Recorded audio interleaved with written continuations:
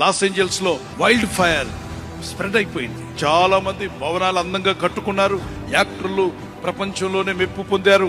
కానీ అగ్ని కీలలకు దేవుని కాపుదల లేకపోతే ఏముంది చెప్పండి? పేకమేడలా కాలిపోయేగా పెద్ద పెద్ద భవనాలు కూలిపోయాయి.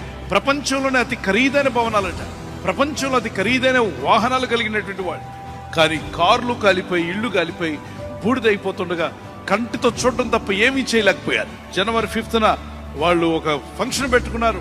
హాలీవుడ్ యానివర్సరీ జరుపుకుంటున్నప్పుడు అక్కడ లాస్ట్ లో దేవుడిని అగతాలు చేసేలాగా ఒక మాట చెప్పారు. God he's got only 0 mark. ఈ సృష్టికర్తకు 0 మార్కులు వచ్చాయి.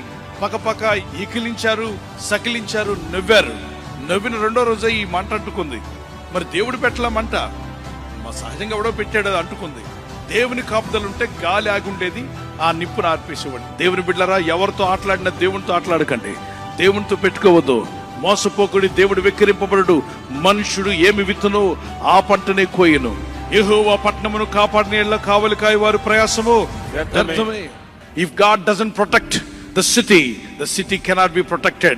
కనుక దేవుని కాపుదల మనకు కావాలి. Pray for California, pray for Los Angeles, pray for every God shall. ప్రభువా, నష్టపోయిన వారిని జ్ఞాపకం చేసుకో. కాలిపోతున్నటువంటి ఆ యొక్క వైల్డ్ ఫైర్స్ పూర్తిగా సీజ్ అయిపోవాలి. ఇలాంటివి మరి ఎన్నడూ రిపీట్ కాకుండా సహాయం చేయండి. కాపుదల మాకు కావాలి. నశించిపోతున్న ఆత్మల రక్షణలోకి వచ్చును గాక. ప్రతి ఒక్కరూ డివైన్ ప్రొటెక్షన్ లోకి అడుగు పెట్టుదురు గాక. యేసు క్రీస్తు నామములో అడుగుచున్నాము తండ్రి. ఆమేన్.